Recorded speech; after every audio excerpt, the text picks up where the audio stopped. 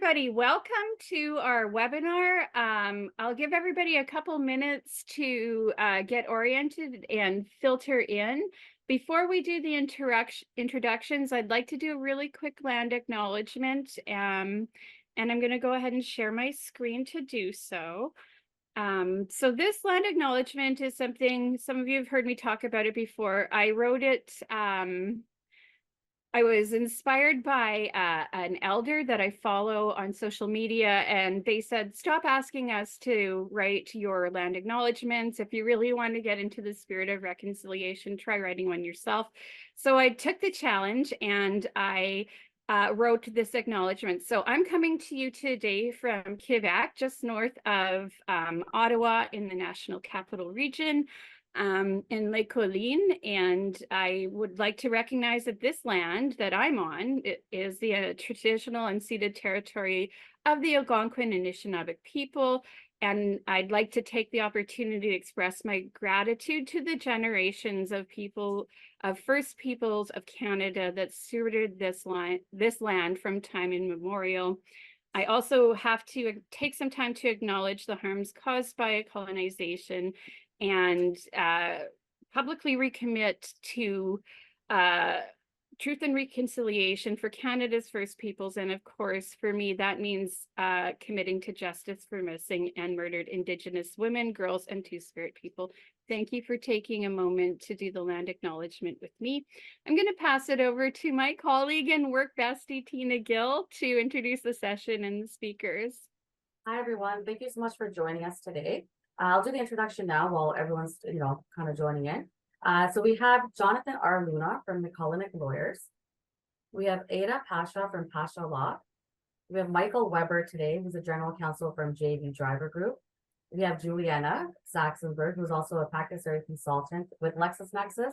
And myself, Tina Gill, I'm also a practice area consultant with Solo Small Law Practice.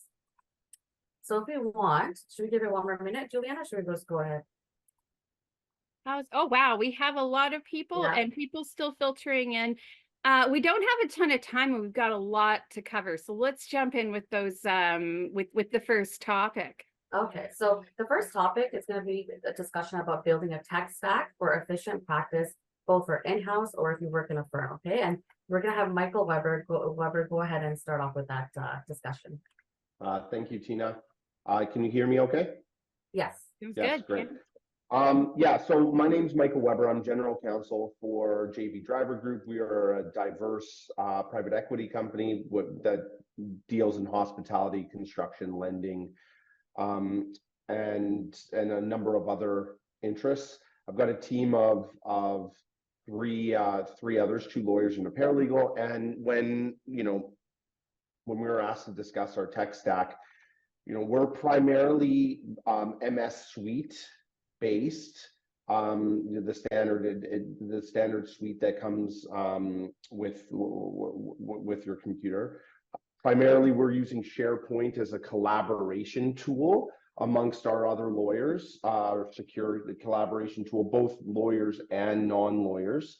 The legal team in our in-house group works very closely with finance. And so there's integration between the groups using SharePoint. We also use a specialized product for docketing time, because unlike many in-house counsel groups or in-house legal firms, we continue to track time, which is unusual, but we've got such a wide group of clients within our group of companies that we allocate. And so we've got some sophisticated, I wouldn't say necessarily sophisticated, some organized tech around docketing time. And shameless plug, we also use Lexis Plus. So, but that's a new tech. From an AI standpoint, we are currently experimenting, and which is new in the last 18 months. We have a generative AI program that is built into Word, that is ostensibly designed for lawyers. That is a plugin or an API. We currently also use the web browser-based GPT program, And I personally also have an app on my phone that is derived from GPT-4. So that's pretty much our technological stack at JB Driver Group from the legal department. Do Super you want cool. me to continue how we pick them, or? Yeah, I was going to ask you, like, how can you describe how you built your stack, what your selection process is like, and how you know, keep an eye on the contracts? I find I have to look at my licenses like monthly. I feel like I'm canceling one and renewing another. How about you? Yeah, well, first of all, as anybody can imagine, the terms and conditions for the IT area are quite service provider beneficial. And so, yes, tracking those terms and conditions, and because in many cases they're auto renew. Yeah. And so that we've got to diarize that 2 months, 1 month, 3 weeks, 2 weeks out, to make sure that we're monitoring both the performance of our service providers, as well as confirming internally that we're actually using the product. So, we'll talk about it a little bit later on how you select on some of the challenges and limitations of the tech that we're using. The problem is we've got a little bit of demo-itis, where we go and we get demos from various service providers. They work fantastically. They're going to solve all of our problems. But believe it or not, once we get into the implementation stage, suddenly they're maybe a little bit more challenging, a little less intuitive. And as a result, the uptake and the implementation in our legal team becomes more challenging. And so, Juliana, to answer your question, yeah, we've got to monitor and diarize these things, because if they're not working, I'm not interested in paying for these products. And believe it or not, more often than not, unfortunately, and that's probably I'm responsible for this as well, we've got probably a 50% success rate when we're dealing with these products, but we've got some techniques to deal with that as well. Yeah, that's something I think we're all going to have a lot of things to talk about. Thank you, Michael, for kicking it off. Tina, I'm going to send it back to you. Yeah, sorry, Michael or anybody else who wants to answer this. Really quick question. What would you wish for or hope to see in the future when it comes to building your tech, and what type of tech you would use towards your firm or in-house organization? Jonathan, I don't know if you wanted to. Yeah, sure. My name is Jonathan McCulloch Lawyers. Predominantly, I practice in family law, but our firm actually deals with civil litigation as well as estates. And we deal with, in terms of litigation, as anyone can know, you're dealing with a lot of paper, a lot of documents, and you're dealing with a lot of information. And so I think kind of the first step, and we're also a smaller firm, and as well. So one of the kind of the things that we look for right away when we're considering any sort of technology, whether it be paying for a program subscription based, in family law, we use DivorceMate. We want to look in terms of what's the price, and we want to look in terms of the cost. And really, it's a cost benefit analysis. Really, the question that we want to be asking ourselves is the product that we're asking for, is it really what we need to be able to do what we need to do? And I'll give you an interesting story, just to kind of a little bit of a side story, that when I was a child, I was 10 years old, and I remember going into the computer store, and I remember asking, because I wanted to play a certain game, and my computer was not quite fast enough. And I remember asking him, saying I needed to get faster. I'd like it to be able to, do what I need to do to play it smoothly. No problem. They took all my money. I saved. I worked very hard and diligently for it. Got it back, and it was the same result that I had. And when I went back to them, they said, well, we did make it faster, but it wasn't what I wanted it to do. And so after, as a 10-year-old, you can imagine the tears that were flowing from that. But I learned a valuable lesson. And it's a lesson that I think hopefully everyone can take away from here, is that you want to be making sure that you're seeking the right product, and you're seeking the right tool to be able to kind of give you what you need to do. Otherwise, you could end up spending a lot of money and wasting a lot of time. And in terms of some of the tech that we end up using, we're predominantly using Microsoft Office 360.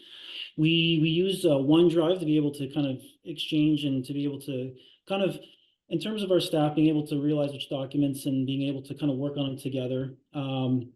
I have kind of used GPT just to experiment, because I know one of the questions that I'm assuming a lot of people are wondering is, when can I have this software to draft my factums? But Right now, and I'll have some comments as to that a little bit later, but I think I'm in a kind of a situation where a lot of people are right now. We're realizing that this is an industry that's in its infancy, and we want to be able to making sure we're in the right direction to ask the right questions to make sure we're not wasting time and money. And at the end of the day, that's going to translate into a better result for our clients.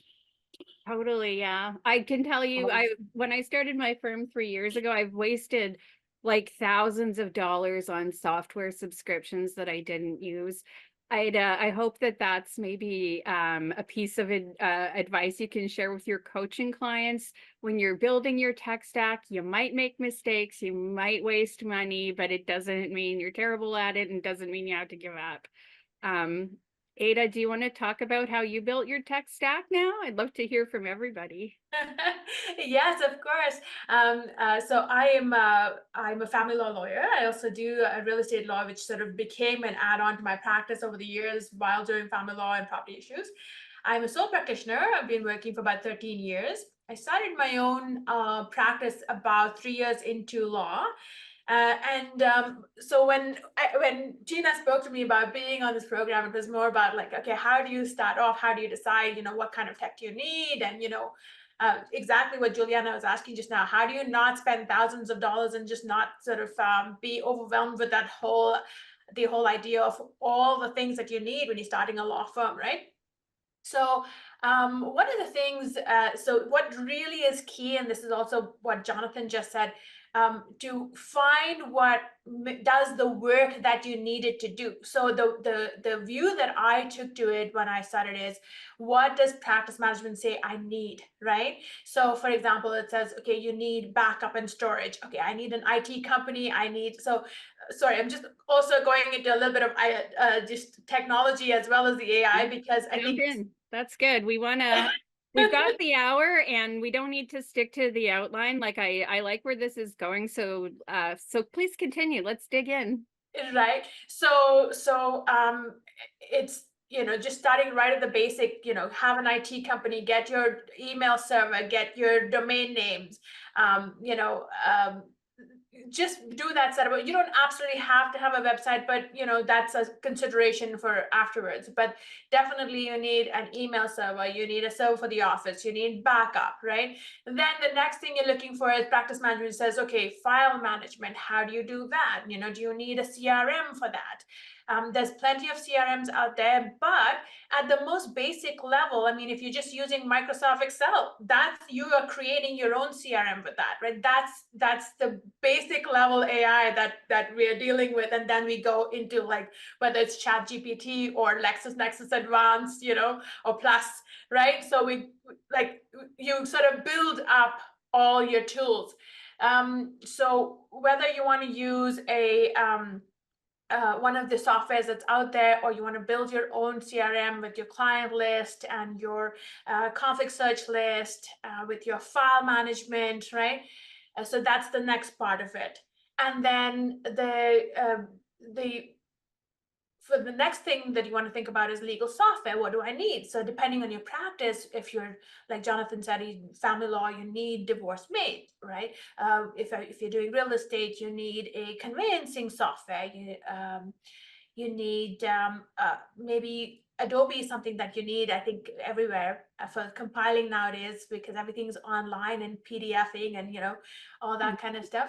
And then if you're doing corporate law, or maybe OnCorp or eCorp, right? So you've got to think about, what is my practice area? What is the most essential software that I need that is going to help me create my standard forms, generate my standard form documents, right? And then as a starting point, because that's what's going to save you that time and get you on a good start with your billing and timekeeping, right?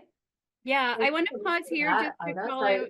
I was going to say, just to sorry, add to what you're saying, I think what you're also mentioning is, and what you're speaking about is, what will add the best value to your practice, right? When you're looking for something, like just as everyone spoke about, sometimes people have too many things that they subscribe to and they're not using it. And, Right. The issue I think that lawyers have in general is, do we have time to learn new products? Is there a product that we can jump into and like there's no learning curve, right? So, something to transition easily into. So I think that's a really good point that you made as well. And everyone else actually made. Jonathan, your story was great as well. When you told everyone, you know, you Yeah. signed up for this product, and you didn't get what you wanted out of it, and those are all different things to look for. So I think it's really great, Aida. So I just wanted to jump in and call out a couple of things really quick. A super high value piece of advice that you can take home with you today is that not everybody needs to buy practice management software. I'll let you know that I was using the Excel spreadsheet for my conflicts checks for the first couple of years, and I did go through the entry to the profession review that they do. It's not a spot audit, but it's like a review. And it was okay. I passed. So I want to share that with everybody. If you're thinking, if you're on the fence, you don't know if you know enough of how to select it, it's okay to start with that that Excel spreadsheet. I'm going to go ahead and share my screen too, because there was a call out in the Q&A already saying, can you please share details? And what I wanted to do is just show you, if you guys are familiar with Practice Pro, this is the website of our insurer. If you come here and you go to Hot Topics, sorry guys, I gotta move this over here. There's a technology session, and you'll be able to find, this is a really helpful piece. They have a buying guide of technology products for lawyers and law firms that you can download. So I know we're covering a lot of really technical stuff in our talk today. And I want to also let you know that you don't need to like memorize everything. We will send you a link to the replay, and we'll also send you just some a tiny collection of materials, like a link to this tool that'll help you make those, you know, make the choices about building your tech stack that we're talking about. Sorry to talk too much, Tina. I'm going to send it back to you to introduce the topic or wrap it up. I'm sorry, Michael, did you want to come No back problem. in?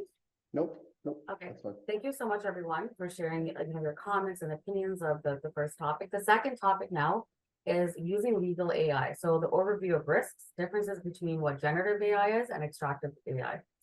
So I'll give it off to Michael just to kind of have a discussion about that, and then we'll have a roundtable discussion.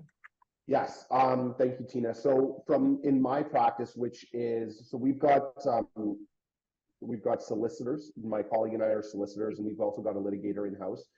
So from the solicitor practice, the generative AI is the one that I find the most compelling, specifically for drafting. And so we've got a lot of experience over the last year playing around with a product that is effectively a co-pilot.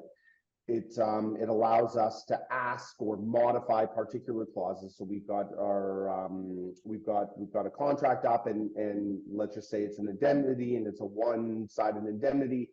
I could just simply say, make this a dual indemnity and include this X, Y, and Z, and it'll spit out content, which in my experience is probably about 70% good.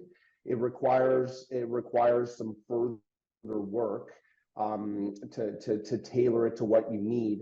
But I find that from a time saving perspective, it's quite powerful. Now, in my experience as well, the AI is not the panacea and is not completely effective yet. Specifically, because Tina, you had asked what if I could dream up my own AI, what would it be? The biggest limitation right now that I'm finding is that it's using GPT-4, and the universe of which it's extracting its large language model is the universe of the internet. So you can imagine that while that's great because the content is so vast, you've got good content and you've got bad content, and so the output is kind of the medium, it's the mean, and so some of the content that comes out isn't as fantastic as I would like. And so if I were going to design something, I would want a database specifically of high quality precedents that it's generating content from. That would be ideal. That does not exist yet. I do know that there's some service providers that are focusing on creating their own database, which if would work effectively, would bring that lowest common denominator quite high. The other side of the equation is extractive. So we've been taking a lot of demos using extractive, AI, which is quite useful and is already in practice for at least a decade in the e-discovery space, at least. But where we're seeing it beneficially is in M&A due diligence. So we do quite a bit of, we do about between 10 and 20 deals a year. And so the extractive strength of that, if you can trust it, could be very powerful to cut down due diligence, which for those who are doing deal work can be some of the most expensive part of the file.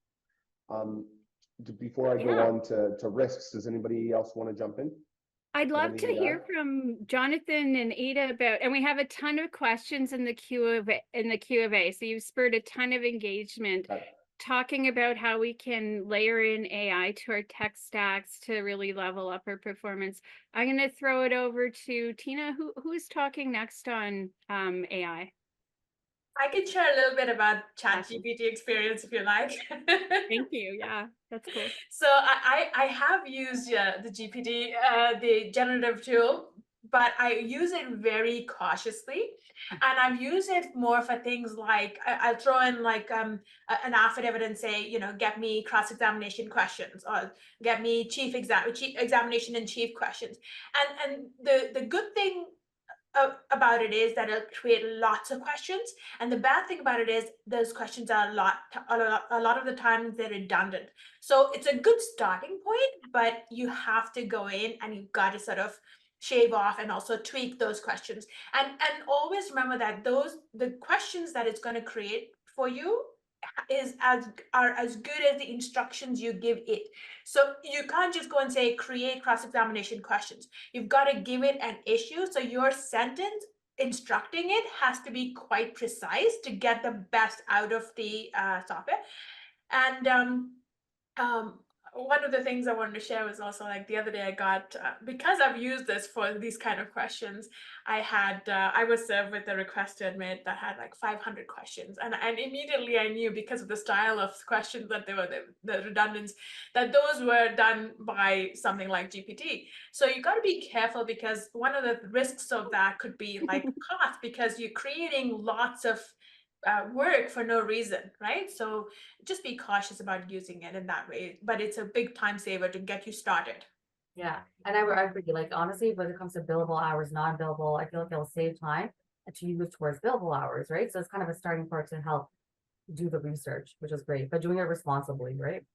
Yeah. And Jonathan, did you have something I wanted to add? Yeah, I just wanted to add on to something that Michael touched on, just in terms of whenever you're asking the programs to actually generate the content, it's always good to be mindful of where it's pulling that content from. And I think if anyone's familiar with what happened with Google's Gemini program and the rollout and what an absolute disaster that's been, you have to be cautious as to what it is you're asking the AI to do and what it is you're trying to get. And I have used, in terms of my experiences with ChatGPT, I have very mixed feelings about it. I've found that it's not able quite yet to do what I need it to do. Although I agree, it does have gives you it gives you feelers and gives you kind of that ability to go and to give you ideas to work forward. I think you also have to be cautious of not losing your voice in the material, because at the end of the day, the people are paying for your services. They're paying for your input as well. They're not paying for a program, because we got to be careful that we're not saying, okay, well, if the program can do that, then why am I paying you, right? And so that's one of the, and in terms of some of my experiences, some of the other programs we used maybe about 5 years ago now, there was a program that was out. It was marketed as being a file management software where basically you put it on your server, it would go through, it would organize it, and it would apply different, OCR technologies and that sort of thing. But again, kind of going back, if it's not user friendly, you're going to be spending so much time trying to educate your staff, trying to build a manual to use it, and then you're going to say, oh, why am I here? Why am I doing it? I'm actually doing more work than what I wanted to do. So yeah, I actually want to add something. I got a chance to, so far I've been a subscriber for LexisNexis Advanced, which has like the precedents and all the good stuff. But I actually got to go in and have a peek at the LexisNexis Plus. And that's what has this whole extractive software sort of a thing, right? And it's very impressive, because and I already started thinking about all the ways that I could save time using it, because let's say, because it's extractive, it's safe, you know that it's got, good content, it's not made up, etc. And the second thing is you can work backwards with it. Like, let's say you get served with a factor, you throw that in there and you say, okay, like, where are these links from, or where are these where is this paragraph coming from, and what can I find, whether it's, and the program has like a list of things about, whether it's been used before, whether it's had like negative usage by the court, or exactly everything about that case law. So I found that really exciting, actually, and I can already think about how it can save time. Thank you, Yes. Ada. So I want Michael, to. I think Michael has something to say, right? I don't know. So, Yeah, so okay, go ahead. just to build on, I 100% agree with what Ada said on the prompt. I feel because and I specifically use GPT-4 quite a bit, and it is very much garbage in, garbage out. If you do not put the effort in to design and draft your prompt properly, you'll get a bunch of words on a page that sound interesting in first glance, but when you read it, you're like, this content it's vacuous. There's nothing there. So really designing, and then what I find really interesting is that you can interact with the model. So you design a good prompt, you get an output, you want to tweak it, you then interact with GPT-4 again further, and you say, I want this more succinct or even more sophisticated. I really want you to emphasize, I want you to redraft this, but emphasize this point, and this point. And you can begin to build upon and layer the content in such a really interesting way. But to Jonathan's point as well, this again is not a panacea. Like, it'll get you 70 to 80%. And you're right, Jonathan, like, people are paying for your work, your skill and judgment. You need to tailor it and modify it. The biggest concern I have with using that technology right now is my concern is with junior lawyers. You need to have a strong pilot in order to use these technologies well. You need to be able to have enough experience to understand what a good clause looks like. What do you need in a force majeure? What do you need in a flow through concept? What do you need in an indemnity? Because it'll save you time compared to what we used to do, which was manually go and find the precedent that you want, find the clause that you know is in there, extract it, then modify it. What it does is cut out all of that searching, but you still need to tailor the content to the actual precedent. And what I worry about is for junior lawyers who don't have that experience, don't know whether this is a good indemnity or a bad indemnity, or why it is one or the other. And so there needs to be some training, and there needs to be, in a perfect world, you as a junior lawyer, you'd never use this product until you've reached a certain level of experience. It's almost like driving a car. Yeah, Michael, I so agree with you. And also, I think that answers the question about, a lot of people ask about, how is AI going to take over what lawyers do? And I think that's never going to be the case, because you need that learned experience to be able to use it, right? And that's something that you can't replace. Exactly. Like, you have to do your due diligence. You're using the software program. You're still making sure it does work with your, client's file or matter, but you're not just relying on it. You're reviewing it just like you would do case research. You're reviewing the case. You want to make sure it applies. You want to make sure everything's good, and kind of go that same, route. So 100%. We have so much engagement on this topic. I want to just pause here for a second and maybe take a couple of questions out of the queue. So one of them was, because English isn't my first language, I use Grammarly to proofread, but I'm afraid to use AI tools because of confidentiality. How do you manage confidentiality with GPT? And then we have another question that's similar. It's like, do we have to disclose the fact that we're using AI? And how are we certain that our AI is following our confidentiality? So I want to take a stab at this really quick and say, for me, just as a solo practitioner, I look at the terms and the conditions of the license. I feel that that is the only way I'm going to be able to answer that question. Is my data protected, or is my client's confidential information protected? Because I know I've been warmed off of using, I don't want to name any brand names of products right now, okay, but I've been warned off of using one of those wonderful editors that's a built-in into Word, because if you look at the terms and conditions, you don't get that guarantee. So I have a couple pro licenses, and again, I don't want to give you the brand names, where they say if you choose the pro option, we are not, you have security. We're not going to be using your use or your data to train the model. Now I'm going to throw it to the panel. What do you think? Is that enough? Are you doing something different? Who wants to go first? I can go first. I mean, I deal with this on a daily basis with this. So we've had to develop a responsible AI use policy. Juliana, you've got that. I'm not sure whether you'll share that more broadly, but we've had to put in a lot of thought. So I just want to, I'm in BC. The Law Society of British Columbia has prepared a guide for lawyers who want to use AI that deal with issues of confidentiality. So I'll start with that specifically. So we, as lawyers under our Law Society rules across the jurisdictions and our various code of conducts, we're obligated to keep our clients' information confidential. So as a solicitor, what I do when I'm using GPT-4 or any of the services that run on that program, I know that if it's a proprietary service provider, they're going to hold that confidential information. However, that prompt that goes out to the universe is OpenAI, US company. It's out there. So I have to be very mindful that when I am using any sort of GPT-4 based product, I am basically redacting or anonymizing the content such that it could apply to any company with any details. So one, I strip it of any commercial terms, and the prompts I'm using are pretty contract term specific. Like, I'm not asking it to draft me a contract in whole with this counterparty and this counterparty and this commercial term, such that we're now sharing confidential commercial information. I take it one step further back. I broaden the prompt such that it is anonymous, and then the content, once I get it, I enter in party names on my own system.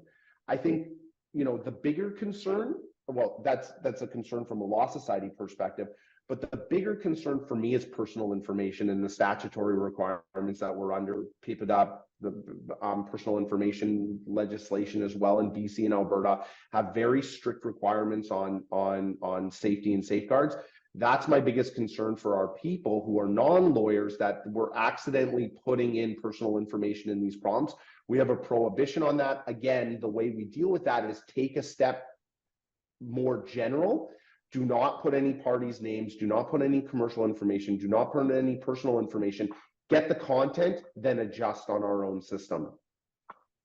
Wow, that's an eye-opener for me, because like especially when we talk about using the ones that are built into Word or are built into Sheets for those of us that are using G Suite, I'm now concerned, I mean, not only about the confidentiality, but if I take a long time to write a really beautiful contract specific for my client and it reflects my intellectual property, like, is that going to go out into the GPT universe and land on another lawyer's desk? It all depends, Juliana, on, like, it's the prompt that the prompt is the gateway to the system. Like, if you are putting anything you put in that prompt is now out there from my perspective.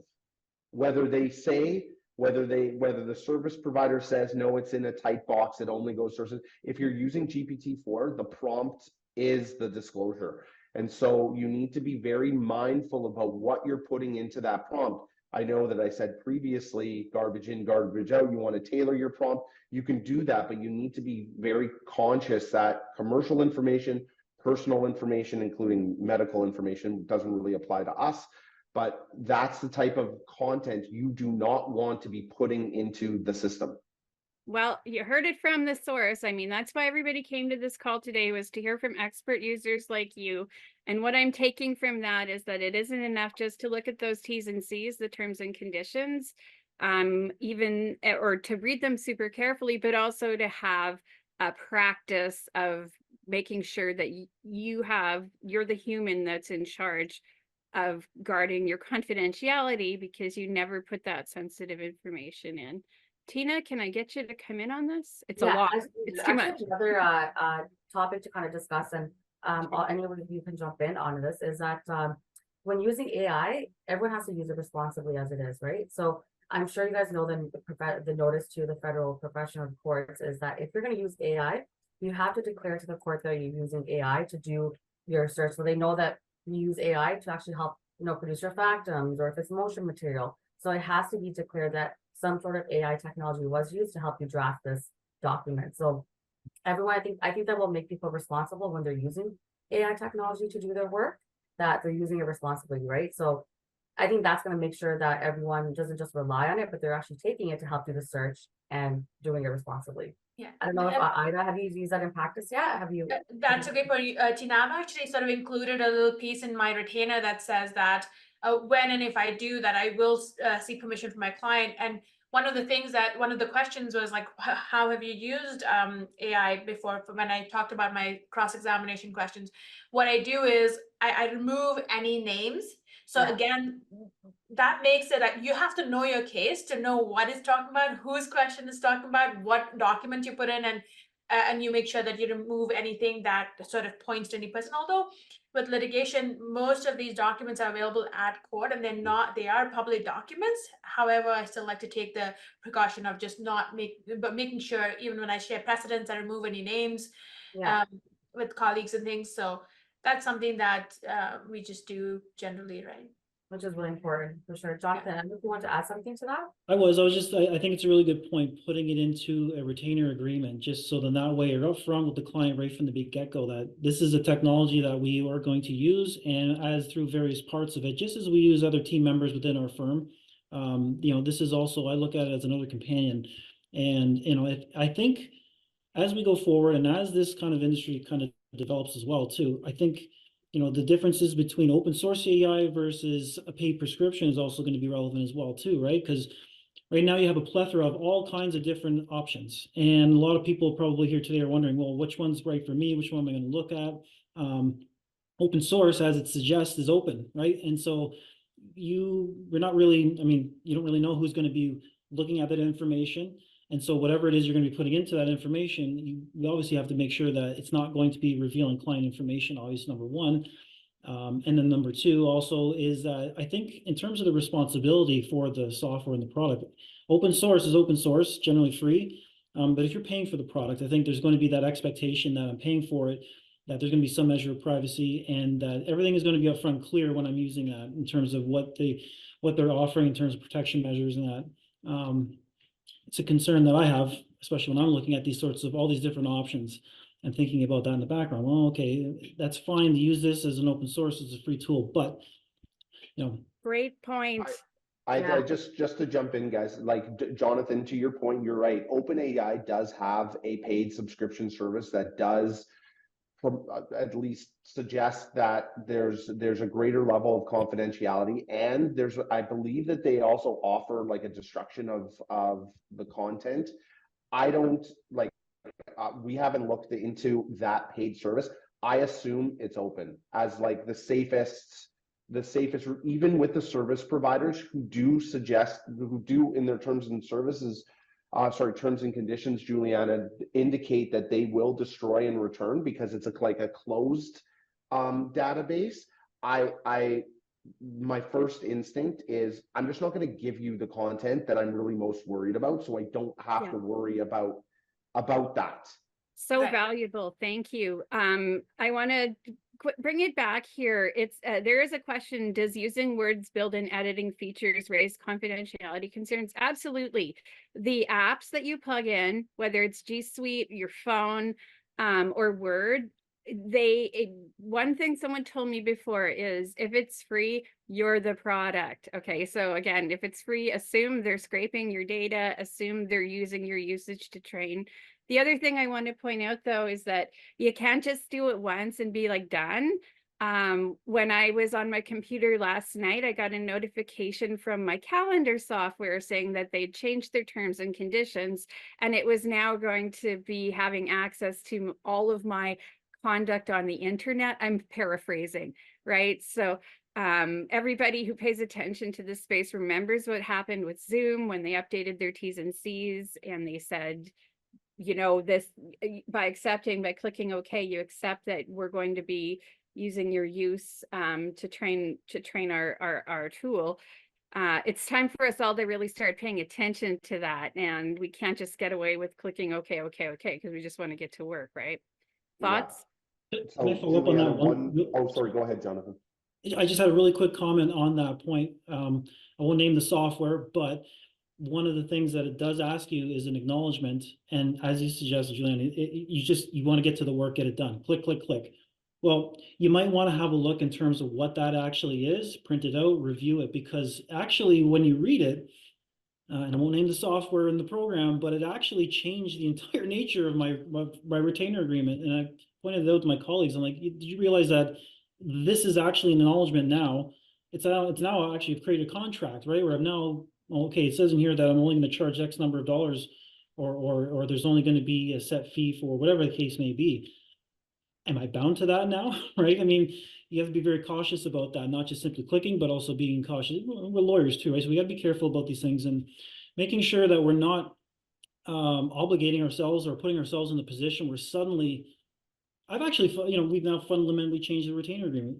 Be cautious of that. That's one of the things that I've kind of come across. If I could just take a quick pause here, we've got so much engagement on the Q&A. We're not going to be able to get to everybody's questions. We're going to do our best, but again, please watch your inbox for the follow-up. We'll take the Q&A. We'll make sure that we get answers to your questions, and we'll send you some follow-up materials. Okay. Tina, I'm going to send it back to you for moderation. I think we're going to jump forward to the governance and risk. What are the risks of using these technologies, and how do you manage it in your practice? I know we kind of did speak about that prior to this, but Michael, if you want to speak more in depth about it. Yeah, so I did cover a bit on the previous question. So in order of magnitude from my perspective, it is one, personal information. We have a prohibition in our group of companies. You can't put personal information in any of these service providers' prompts. That's it. Second is confidentiality. I know we've talked a little bit about that. I want to just give you more of a detailed risk that isn't necessarily obvious. So we've got these services. I'm not going to name the product, but I think we all have it on our computer that allows for, just like this, recording. Actually, let's take a look at this. You can see up on the top, we've got a recording on. Now, Juliana wanted to make a transcript of this, okay, of all the content that we've talked about. She could easily click transcript. It'll produce a transcript, which is great for, let's say, corporate board meetings, minute takers. What a powerful tool to be able to cut down on the content, on the time spent producing the minutes for a meeting. Well, by doing that, this recording is kept somewhere by this service provider. They then apply the content of the recording to an AI or an AI product that spits out the transcript.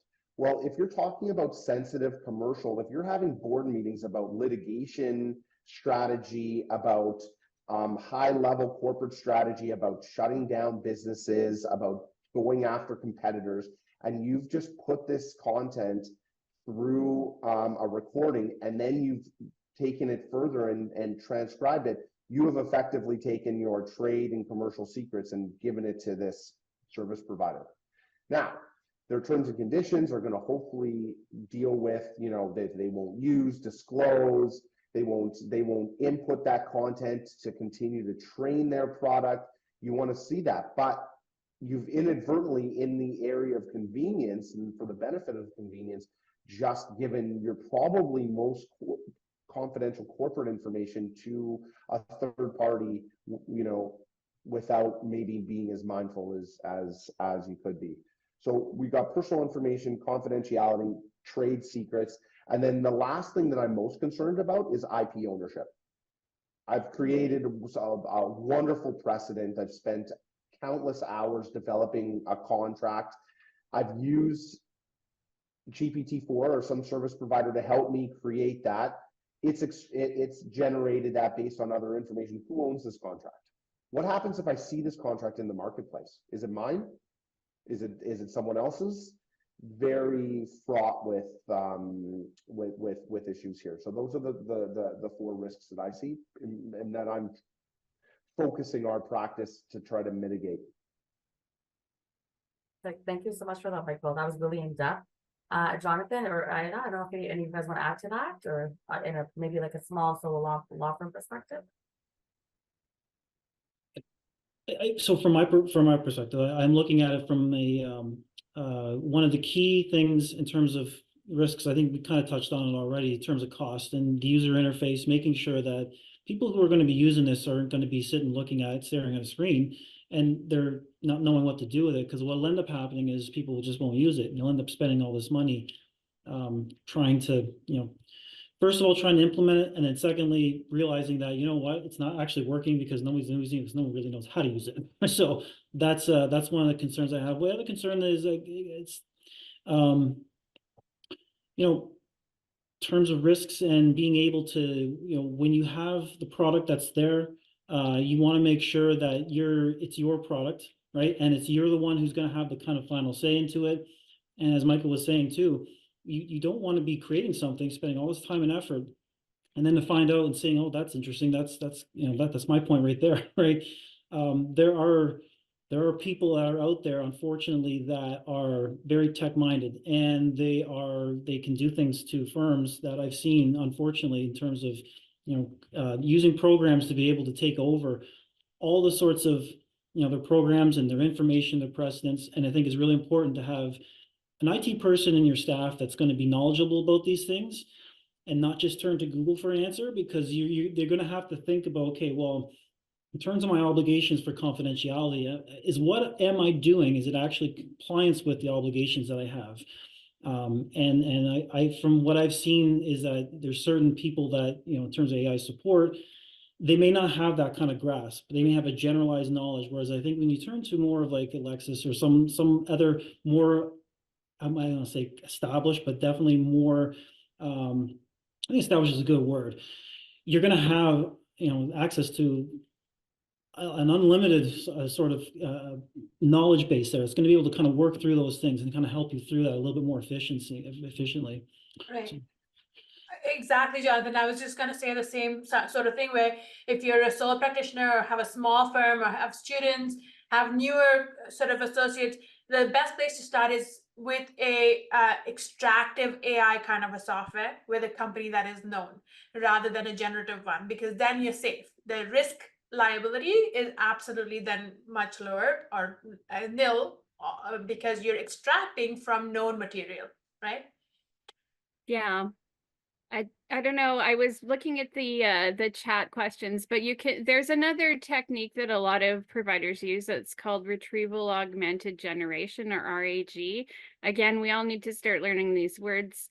And what that means is that every output that's generated from the tool is going to have a link to a source, and you can go and check out the source, verify it, and double check and make sure that the source is real and that it actually says what your tool says it says, right?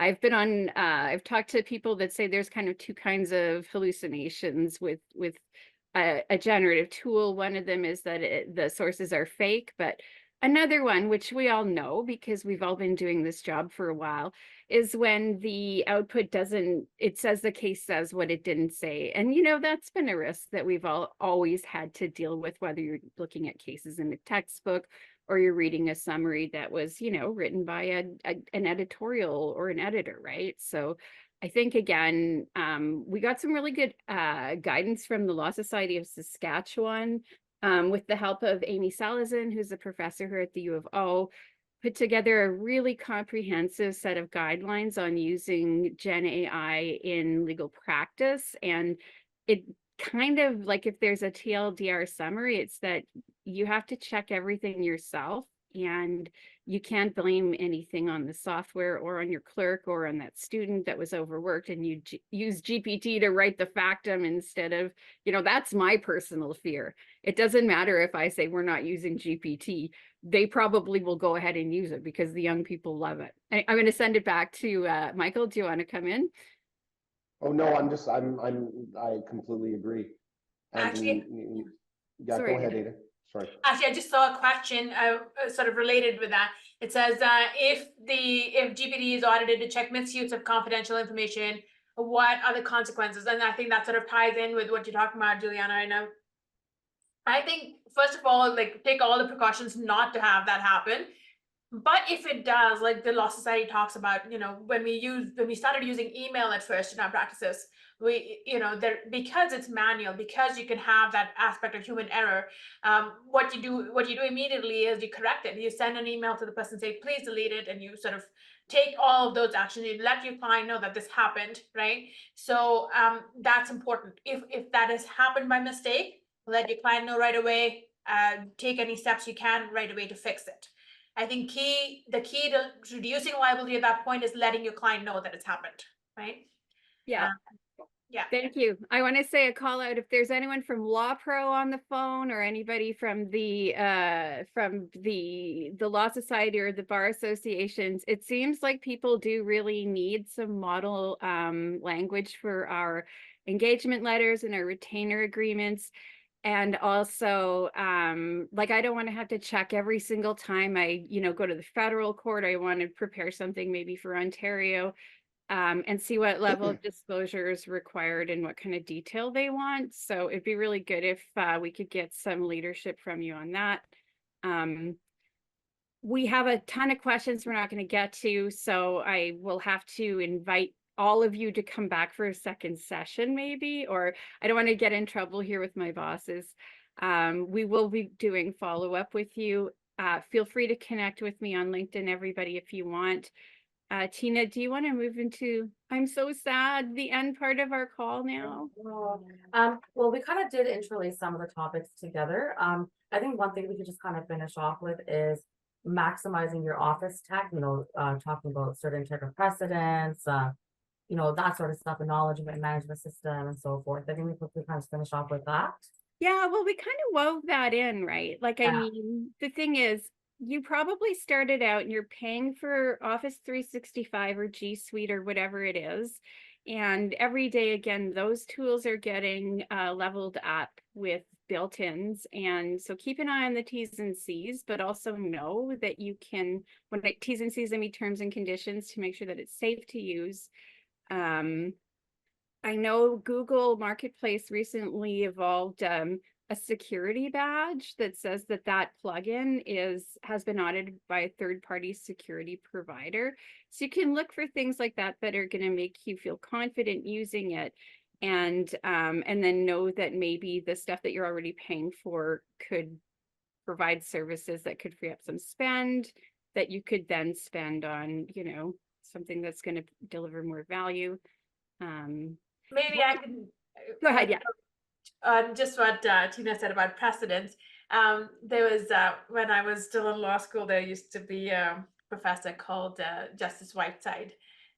He was a judge and a professor at the University of Windsor, and he used to say, your best friend in practice is the telephone. Pick up the phone and call a colleague to sort of ask for help and ask for precedents, right? And then, so very early in my practice, I learned, to save precedents and all this kind of stuff. But what I wanted to say just now was that not only, call a colleague and check for precedents, but the LexisNexis has had precedents now for a while in their advanced program and now also in their plus.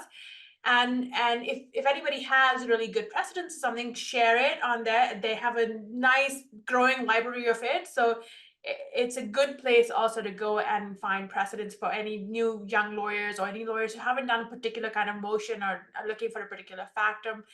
It's a good place to go. Thank you so much for that, Ida. I know we're coming to an end right now, but I just want to quickly mention to you guys that we have the Lexis AI Insider Program. Okay, sorry, just give me 1 second here. So you guys can, if you actually join the Insightful webinar, you can stay at the forefront of all legal thought leadership and be the first to receive crucial updates on any upcoming products. Okay, so on March 27th, we're gonna have the webinar called the AI Toolkit, Must-Have Concepts of the Age of Legal Automation. So we'll be discussing that on March 27th. I know we've got just 5 minutes left, so I want to take the time to thank everybody and invite each one of our panelists. What's the takeaway from today? What's the value that, or the most important thing you want everybody to remember about building a tech stack and sticking a toe in the pool of AI? Let's start with Jonathan. Haven't heard from you. Yeah, so I think the takeaway, I think, will be that AI is here to stay, and it's something that's going to constantly evolve. It's something that's going to constantly improve. I think it would be a fundamental mistake for any practitioner, whether they be currently practicing or going up in law school. I think that to ignore this or to somehow shove it aside and say that's not really relevant or I can get by as the old tactics were, I think that's going to be a thing of the past. You're going to find that using these technologies enables you to literally have advocacy in any sort of jurisdiction, whether it be, you know, I practice right here in Mississauga, but there's nothing stopping me from going to Barrie or going from, you know, anywhere else to be able to advocate, to be able to produce documents. I can review with the clients. So it's a very, very helpful thing. I think don't ignore it. And to my 10-year-old self, I have to say that don't worry, I'm a lawyer now and I'll go back after that person if I ever could. So that's Awesome. Thank you so much. Yeah. Ada, what's your takeaway? What's your final comments? Well, don't be overwhelmed by all the programs out there. Just go to your practice management, look at what you need and go find that, right? And it can be as simple as Excel, or it can be, you know, an advanced program or software, but find what you need. Don't don't have the need to go and buy everything because you don't need it. Awesome. Thank you so much. And Michael?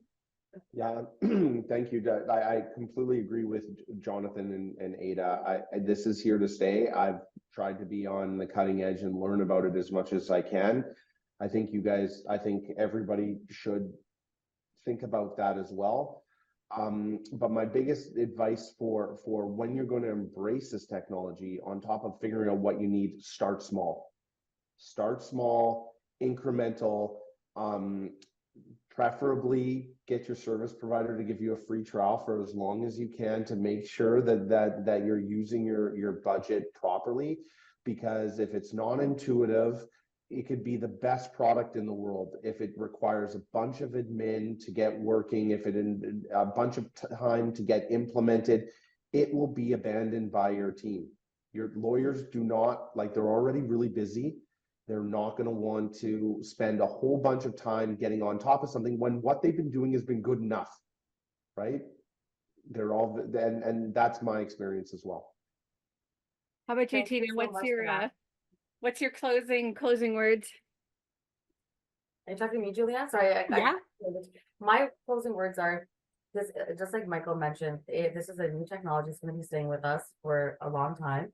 It's like everyone use it responsibly, help it assist you with more time that you can save to use more towards billable times, and just making sure you keep up to date with, you know, the current court mandates, you know, like to making sure you follow things appropriately and still do the work well, because you are representing your clients, and not to be lazy. Oh, yeah, that's a good one. Thank you so much, everybody, for being so generous with your time and your questions. We will be sending something in follow-up, okay, because we didn't get to all your questions. So again, if you want follow-up, you can contact me on LinkedIn, or you can get in touch with us. I think you have some contact information from when you signed up for the webinar. Please sign up for the Insider program and the webinar next week. And thanks again for showing up. Watch your inboxes for the follow-up, okay? Thank you, Michael. Thank you, Ada, Jonathan. Thank you, everybody. Thank you, everyone. Thank you very much, everybody. Thank you. Super Have a good fun. rest of your day. Bye. Yeah, you too. Have a good Thank one. you.